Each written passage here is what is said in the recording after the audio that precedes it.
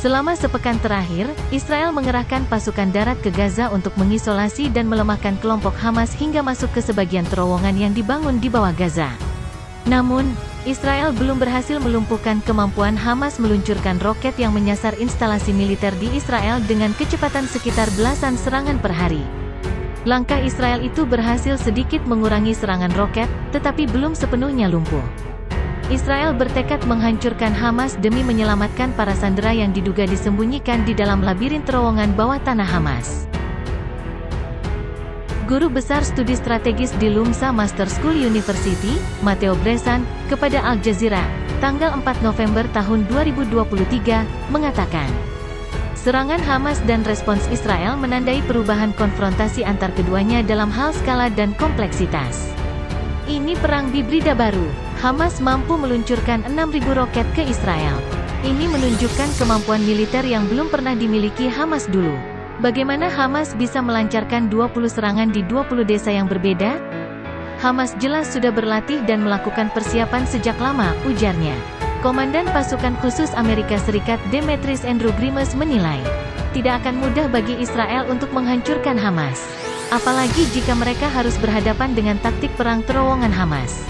Brigade Qassam, sayap militer Hamas, tanggal 29 Oktober lalu, menyatakan siap mengirimkan para pejuangnya untuk memukul pasukan Israel dari belakang melalui jaringan terowongannya.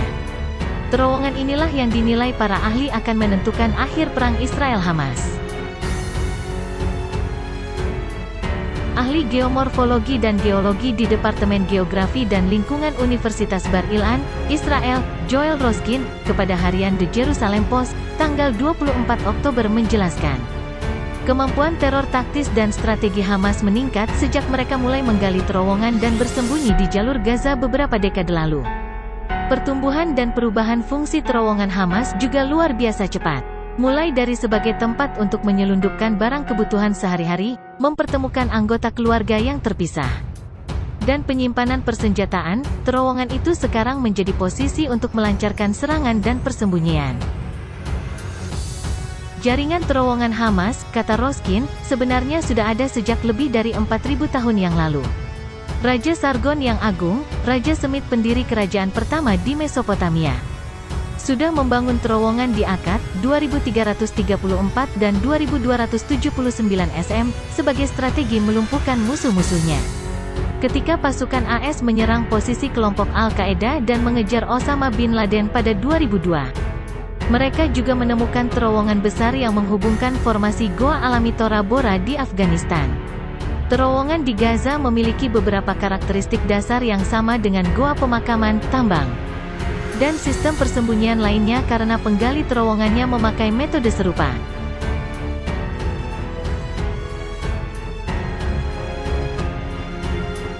Sejak 2009, Hamas beralih memakai taktik bawah tanah dan menggali sekitar 35 terowongan di bawah perbatasan dengan Israel, beberapa bahkan tembus ratusan meter ke dalam wilayah Israel.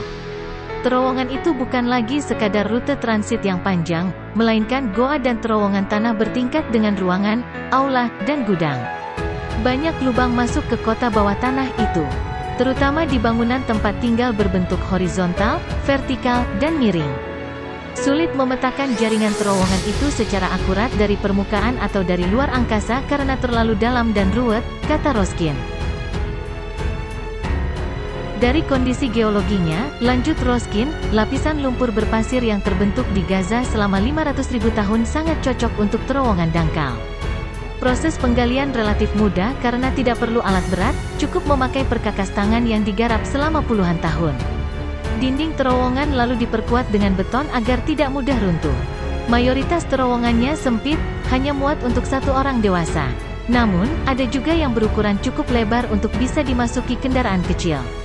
Hingga tahun 2000-an, terowongan biasanya digali pada kedalaman 4-12 meter. Di atas kedalaman 4 meter, terowongan tidak stabil. Akan tetapi, ini semua hanya pengamatan umum dan hasil penelitian geofisika secara insidental di area simulasi karena Israel tidak pernah memetakan atau mengukur terowongannya. Ternyata, terowongan Hamas kini mencapai kedalaman hingga 80 meter di bawah Gaza.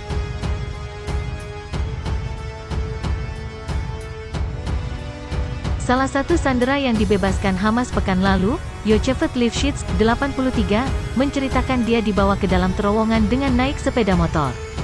Kami berjalan sampai beberapa kilometer di bawah tanah yang lembab. Banyak sekali terowongannya, seperti jaring laba-laba. Saya diturunkan di ruangan besar.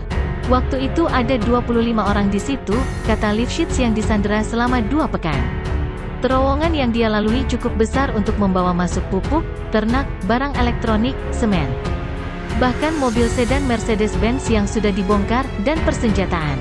Terowongan berada di dalam wilayah perkotaan karena memudahkan kebutuhan listrik, air, dan komunikasi. Tanpa listrik pun sebenarnya sistem ventilasi udara ke dalam terowongan bisa didapat dari generator bawah tanah berbahan bakar solar.